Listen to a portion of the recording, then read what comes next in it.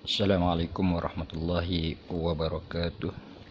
Alhamdulillahi rabbil alamin. Wassalatu wassalamu ala asyrafil anbiya'i wal mursalin wa ala alihi wa sahbihi ajma'in. Subhanaka la ilma lana illa ma 'allamtana innaka antal alimul hakim. Rabbi shrah li sadri wa yassir li amri wahlul 'uqdatam min lisani yafqahu qawli. Amma ba'd. Alhamdulillah, bersiaran lagi kita pada hari ini. Baik, sebelum Ustaz meneruskan pelajaran pada hari ini, mohon anak-anak subscribe, like, share dan jangan lupa tekan loceng untuk channel Ustaz ini ya. Terima kasih. Baik anak-anak yang dirahmati Allah sekalian, hari ini kita akan masuk kepada bab Aidil Fitri dan Aidil Adha, bab ibadah ya, pelajaran yang ke-18.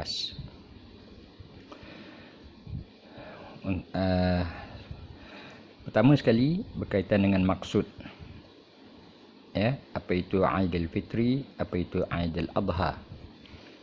Aidil Fitri, hari raya umat Islam yang disambut pada 1 Syawal. Sementara Aidil Adha, hari raya umat Islam yang disambut pada 10 Zulhijjah. Jadi Aidil Fitri ini adalah hari raya selepas kita berjaya berpuasa selama sebulan pada bulan Ramadan ya, iaitu berakhirnya bulan Ramadan, kita akan sambut Aidil Fitri 1 Syawal. Sementara Aidil Adha ni ialah hari raya hari raya umat Islam yang mana ketika itu pada mereka yang mengerjakan haji, mereka ni berada di padang Arafah untuk wukuf ya. Pada hari itu kita menyambut Aidil Adha 10 Zulhijjah. Baik, yang kedua ialah amalan sunat semasa menyambut hari raya. Apa amalan-amalan sunat yang perlu kita buat ataupun yang kita boleh buat untuk menambahkan pahala ya? Yang pertama, menghidupkan malam raya dengan bertakbir, membesarkan Allah dan berdoa. Menghidupkan malam raya. Pada malam raya, esok tu nak raya, malam tu kita ramai-ramai bertakbir ya. Biasanya di masjid ya, selepas sembahyang Isyak ataupun selepas sembahyang Maghrib, ramai-ramai akan takbir di masjid. Sekarang ni, pada tahun ini kita berharap agar dapat solat hari raya dengan keadaan yang ramailah ya. Semoga PKP ni ya, syarat sekarang kita tak boleh beramai di masjid ya. Tapi harapnya hari raya nanti tak sampai lagi 2 bulan ya. Bulan Julai nanti hari raya kita akan disambut pada bulan Julai. Semoga kita dapat meraihkan ya, dengan bersolat hari raya di masjid beramai-ramai. Perkara sunat yang kedua ialah memakai pakaian yang terbaik, bersih dan cantik ya. Bukan pakaian baru kan, tetapi kebiasaannya kita ni beli pakaian baru untuk berhari raya, tak kiralah hari raya Aidil Fitri ataupun Aidil Adha ya. Pakaian kita pakai yang terbaik, bersih dan cantik. Yang penting bersih dan cantik, dapat pahala lebih kerana sunat. Tak adalah ustaz pakaian baru, tak apa, tapi carilah pakaian yang bersih dan cantik. Yang ketiga, mandi sunat hari raya ya. Sebelum nak pergi solat sunat hari raya tu, pagi tu mandi niat mandi sunat hari raya saja. Aku mandi sunat hari raya kerana Allah Ta'ala, itu je, dapat pahala daripada mandi sia-sia, mandi saja-saja ya. Mandi hari-hari biasa tu kita mandi biasa, tapi hari raya kita niat ya, mandi sunat hari raya, dapat pahala. Yang keempat, memakai wangi-wangian bagi lelaki ketika keluar menunaikan solat hari raya. Ingat pakai wangi-wangian bagi lelaki, perempuan tidak disunatkan. Okey, wangi-wangian ni hanya untuk lelaki. Habis Ustaz, orang perempuan tak berbau lah. Bukan maksud saya tak berbau. Bau busuk lah kan? Bukan. Ya. Dah mandi, dah pakai pakaian bersih, apa nak bau busuknya?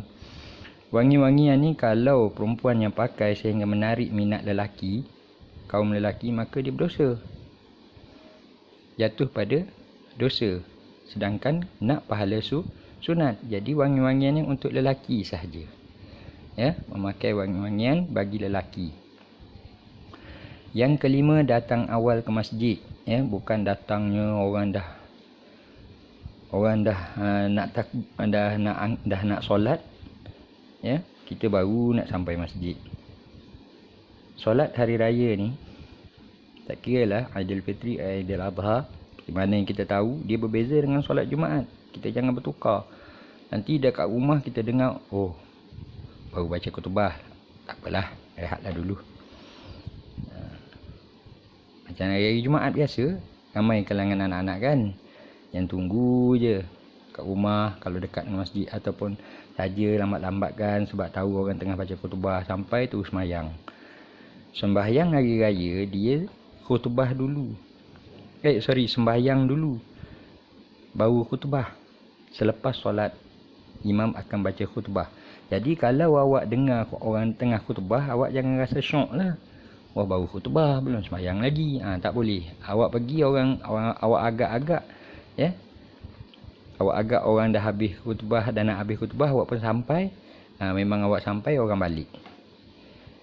Okey, jadi datang awal ke masjid, bertakbir beramai-ramai pula pagi tu setelah sampai ke masjid. Ya. Barulah solat hari raya.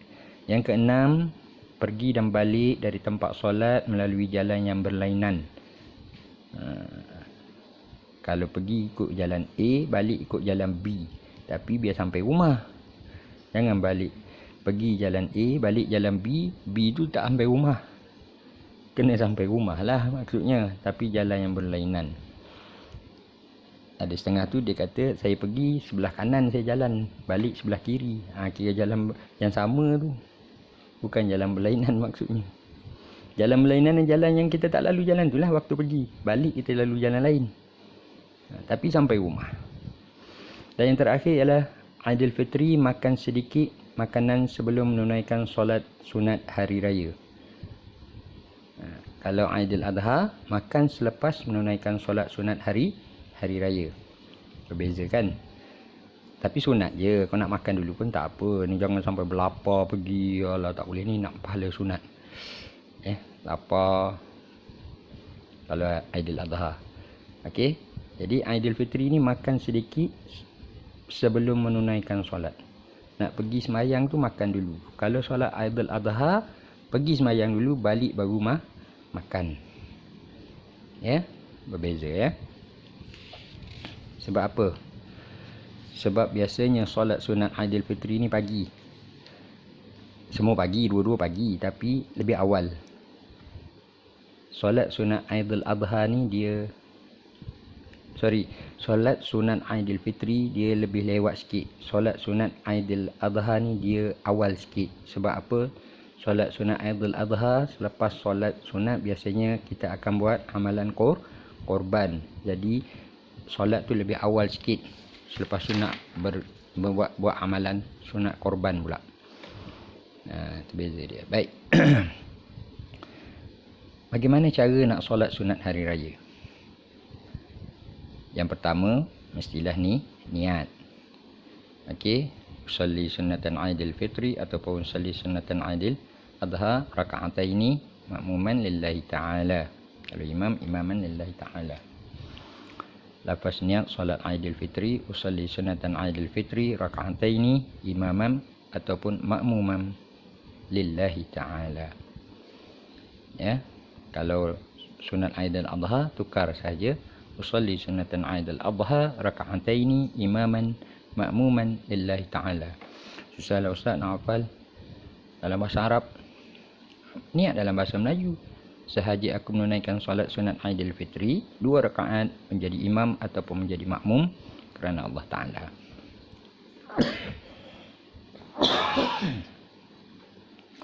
Sama juga dengan solat sunat Aidil Adha tadi. Sahaja aku menunaikan solat sunat Aidil Adha 2 rakaat imaman ataupun makmuman, menjadi imam ataupun makmum lillahi ta'ala, kerana Allah Ta'ala.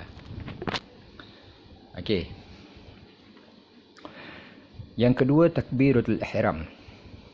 Ya. Yang kedua, takbiratul ihram, di mana rakaat pertama membaca doa iftitah, ya, kita angkat Allahu Akbar, takbiratul ihram.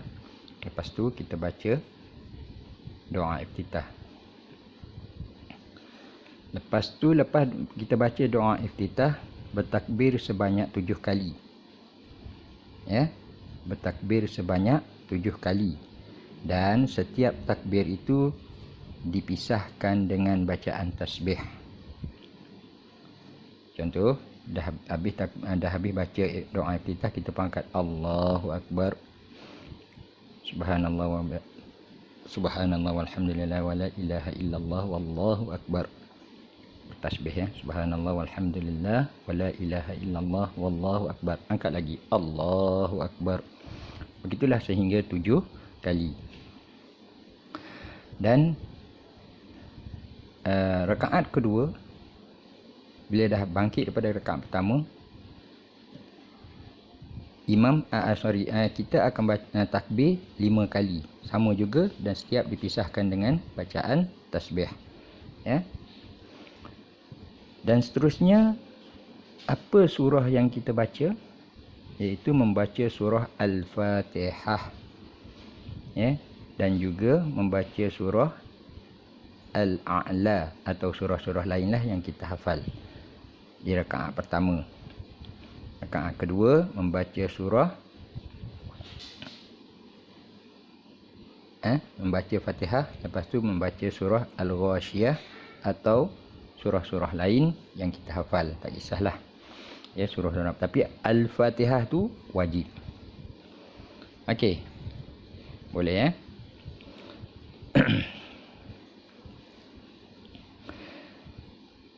Kita kembali kepada takbir tadi. Ustaz, macam mana kalau katakanlah takbir kita berlebih atau berkurang? Ya.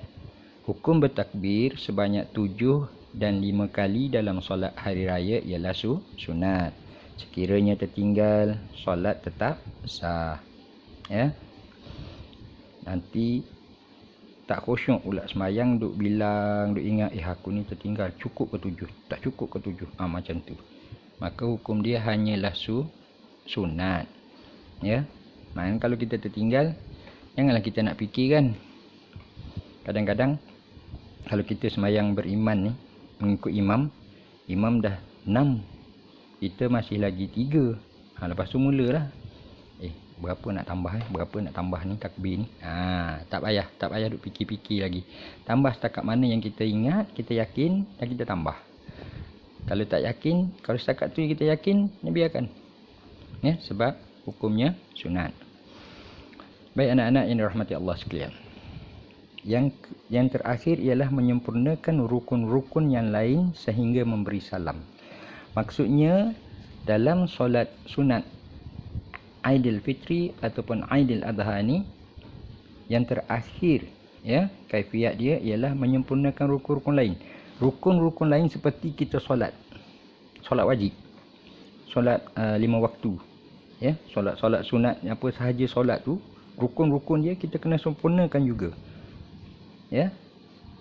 Contoh rukuk, sujud dan sebagainya tu, sama ada rukun fi'li, rukun qauli, kita kena sempurnakan sehinggalah kita memberi salam.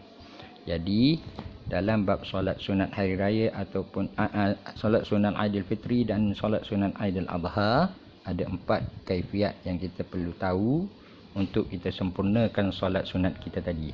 Ingatlah, ini solat sunat. Ya, kedua-duanya adalah solat sunat, dikira solat sunat. Baik, dalam solat sunat hari raya Aidil Fitri ataupun Aidil Adha ni, pastinya ada khutbah, kan? Cuma bezanya dengan solat Jumaat, solat dalam solat Jumaat kita khutbah dulu baru solat, tapi dalam solat hari raya solat dulu baru khutbah. Baik. Bagaimana khutbah solat hari raya ni? Alah, buat apa ustaz nak tahu? Semua tu imam je yang tahu, kita hanya ikut je. Betul. Tapi kita tengok pada musim PKP, semua sembahyang sunat di rumah kan kebanyakannya. Jadi kenalah jadi imam, kenalah tahu cara nak baca khutbah. Betul tak? Ni kita ready awal-awal. Okey. Kalau kita tengok video yang dihantar macam-macam, baca khutbah pegang tongkat lah, pegang batang penyapu lah, pegang batang mop, pegang batang langsir lah, macam-macam ya, sebab nak ambil sunat tu. Baik, betul tak? Kaifiat khutbah hari raya. Yang pertama, disunatkan berkhutbah dengan 2 khutbah selepas selesai solat. Disunatkan berkhutbah dengan 2 khutbah selepas selesai solat. Habis tu ustaz, kalau tak khutbah boleh ke? Bolehlah. Sebab disunatkan berkhutbah dengan 2 khutbah selepas selesai solat. Yang kedua, dilakukan selepas solat hari raya. Ini saya kata perbezaan dengan solat Jumaat tadi. Khutbah ni dilakukan selepas solat hari raya. Yang ketiga, sunat dimulakan dengan 9 kali takbir pada khutbah pertama dan 7 kali takbir pada khutbah kedua. Ya, naik di atas membar, imam khatib yang pembaca khutbah itu bagi salam, dia akan baca Allahu Akbar, Allahu Akbar, Allahu Akbar sebanyak 9 kali pada khutbah pertama. Dan bila dia sambung dengan khutbah kedua, dia akan bertakbir dulu sebanyak 7 kali. Yang keempat, menunaikan rukun-rukun khutbah. Seperti mana rukun khutbah pada hari Jumaat dan sebagainya lah. Rukun khutbah. Ya, rukun khutbah ni apa dia? Rukun khutbah dan syarat sah khutbah, 2 benda yang berbeza. Okey, kita tengok rukun khutbah dulu. Memuji Allah sekurang-kurangnya menyebut Alhamdulillah. Ya, khatib bila dia naik dia akan banyak Alhamdulillah. Itu rukun. Tak sebut Alhamdulillah, maka khutbah itu tidak sah lah. Sebab itu rukun. Lepas tu yang kedua, berselawat ke atas Nabi. Allahumma salli ala Sayyidina Muhammad wa ala ali Sayyidina Muhammad sekurang-kurangnya. Yang ketiga, berpesan supaya bertakwa kepada Allah sekurang-kurangnya menyebut ittaqullah. Pernah dengar kan? Kalau anak-anak yang lelaki tu yang pergi solat Jumaat, dia akan selalu tahulah benda ni. Dia akan tahulah, ya. Khatib selalu sebut ittaqullah. Kan? Itu kalau khatib sekarang ni imam di masjid, imam muda-muda. Kan? Imam ni pun nak jadi imam ni pun dia kena cergas. Tak bolehlah dia baca pun slow, lembut dia. Jadi yang mendengar ni akan tidur. Dia mengangguk je, mengangguk, lala gededuk jatuh. Kan? Kadang-kadang tu sampai berdengkur. Tunggu khutbah habis. Ya. Ni kalau khatib yang ittaqullah, terkejut dia, mata pun luar saya dengar. Kalau kan ittaqullah, kau dah dengar macam tu, memang ulit tidur lah. Betul tak? Yang keempat, membaca sekurang-kurangnya 1 ayat daripada Al-Quran pada salah satu daripada 2 khutbah. Khutbah ada 2. Salah satu khutbah ada membaca ayat Al-Quran. Tak kisahlah ayat tu panjang atau pendek. Biasanya dia akan baca ayat yang ada 1 ayat sahaja, kebanyakannya.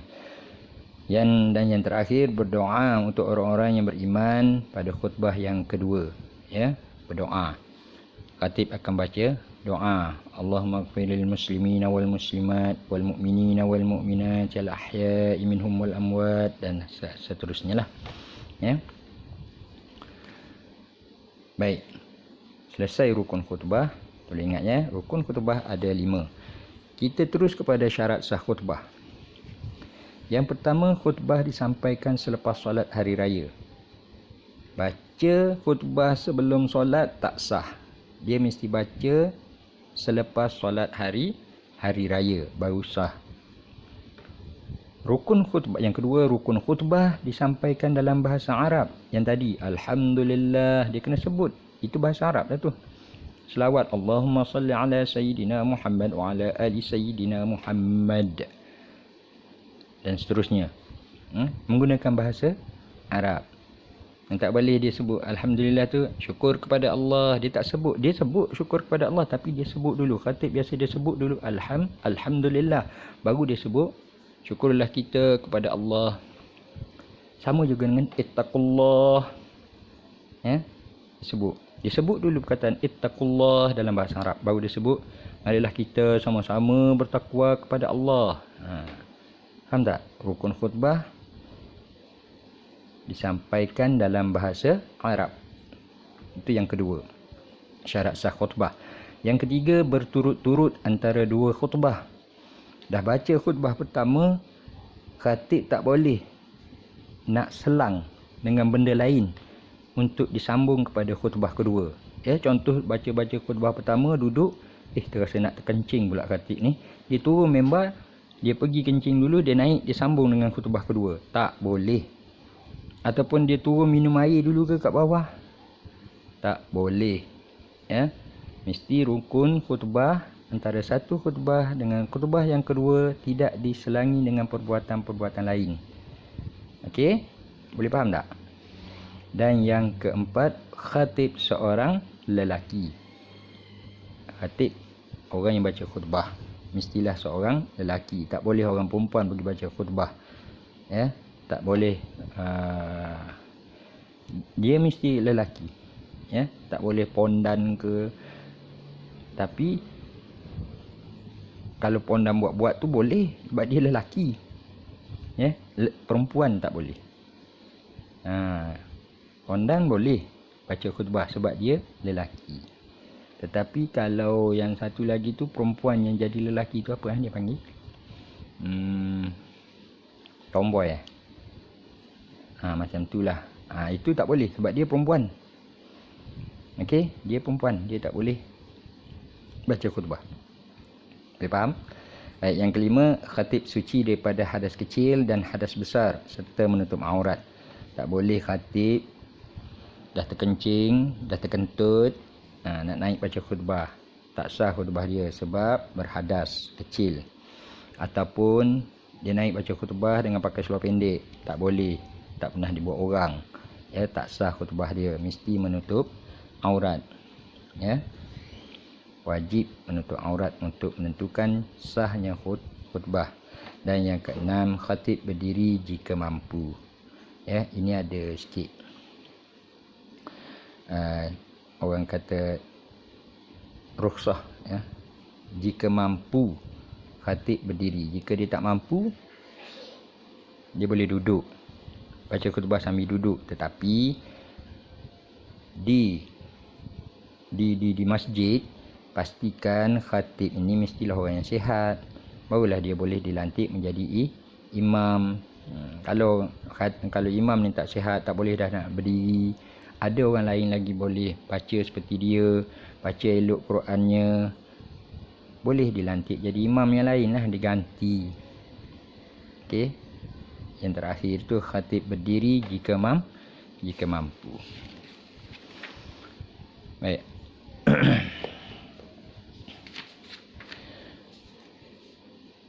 Anak-anak yang dirahmati Allah sekalian, bab yang terakhir ialah hikmah pensyariatan hari raya. Kenapa dalam Islam ada hari raya? Yang pertama, membesarkan Allah atas kurniaan nikmat iman dan Islam. Kita nak besarkan, nak menunjukkan kebesaran Allah. Ya, kita nak menunjukkan kita membesarkan Allah. Ya, Allahu Akbar, Allah Maha Besar. Atas apa? Atas terima kasih kita, kurniaan Allah, nikmat kurniaan Allah kepada, nikmat iman kepada dan Islam kepada kita. Kita ni dilahirkan dalam Islam. Kita ni hidup dalam Islam. Kita diberi keimanan. Kita diberi hidayah. Maka kita nak melahirkan kesyukuran kita dengan membesarkan Allah. Allahu Akbar. Yang kedua, sebagai tanda bersyukur daripada seorang hamba terhadap penciptanya. Kita menunjukkan tanda syukur kita. Syukur kita diberi panca indera yang baik. Syukur kita diberi keanggotaan yang baik. Syukur kita diberi nikmat dunia yang baik. Maka kita nak menunjukkan tanda kesyukuran kita tu di hari raya contohnya. Syukur kita dapat puasa dengan baik. Kita nak tunjukkan kegembiraan kita, kita dapat menyempurnakan puasa kita, kita sambut hari raya. Islam buatlah hari raya. Yang ketiga, melahirkan rasa kegembiraan meraihkan hari kebesaran Islam. Okey. Melahirkan rasa kegembiraan. Disambut, kita gembira sambut hari raya. Sebab itu dalam hari raya ni ada berlaku khilaf tentang menziarahi kubur pada hari raya pertama. Sedangkan hari raya adalah hari bergembira. Bila kita ziarah kubur, sebenarnya dia ada niat sendiri, niat yang seseorang lah. Tetapi tidak digalakkan. Hari raya pertama kita tak perlulah nak pergi ziarah kubur. Kita pergilah hari raya kedua, hari ketiga. Ini hari raya pertama sepenuh-penuhnya di kubur sampai tak boleh nak parking kereta dan sebagainya. Sedangkan pada hari raya ni kita bergembira, bukan bersedih. Bila kita pergi ke kubur, kita akan bersedih. Betul? Sebab itu kita, kalau boleh, kita pergilah ke kubur pada hari-hari yang lain, bukan hari raya pertama. Hari kedua ke ketiga ke, waktu petang ke sikit. Yang keempat, mengeratkan silaturahim antara anggota keluarga. Biasanya amalan kunjung-mengunjung, ziarah-menziarahi pada hari raya kan akan berlaku. Maka ini akan mengeratkan silaturahim. Cuma dalam keadaan kita COVID-19 ni, PKP ni, kita tak boleh nak kunjung-mengunjung. Itu pun kita dah rasa sedih kan? Betul tak? Sedihnya tak dapat balik hari raya. Sedihnya keluarga tak dapat ziarah. Sedihnya kita tak dapat ziarah keluarga. Sedih kan? Jadi itulah Tuhan, orang kata rezeki untuk menziarah tu telah ditarik lah buat masa sekarang. Tetapi kita tetap juga gunakan saluran lain. Telefon ke, sekarang ni boleh buat video call ke, Google Meet ke, ramai-ramai dengan adik-beradik kan. Itu mengeratkan silaturahim. Yang kelima, mengeratkan ikhwah sesama umat Islam. Sama ada kita waktu balik selesai solat, kita bersalam-salaman, jumpa di jalan raya, dalam perjalanan nak pergi nak balik solat, itu boleh mengeratkan ikhwah Islam semasa berada di masjid. Yang keenam, beroleh nasihat dan pengajaran melalui khutbah raya yang disampaikan. Kalau hari raya Aidil Adha, biasanya imam ataupun khatib akan baca berkaitan dengan pengorbanan Nabi Ibrahim dengan Nabi Ismail anaknya. Jadi di situ kita dapat nasihat, pengajaran dan sebagainya daripada khutbah tadi. Okey anak-anak, setakat itu dulu untuk pengajaran kita pada hari ini. Dan saya harap sekali lagi anak-anak jaga kesihatan dalam keadaan COVID sekarang ni. Tolong jaga kesihatan, jaga SOP. Jangan keluar rumah jika tidak ada perkara-perkara yang penting. Bagi saya, ibu bapa biasa yang akan keluar untuk beli barang-barang dan sebagainya. Tapi anak-anak duduklah di rumah. Tapi jangan tidur, sebab PDPR berjalan seperti biasa walaupun tidak ke sekolah. Boleh faham tak? Okey.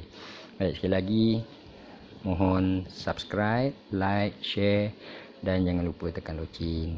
Okey. Baik, saya sudahi dengan lafaz yang mulia. Assalamualaikum warahmatullahi wabarakatuh.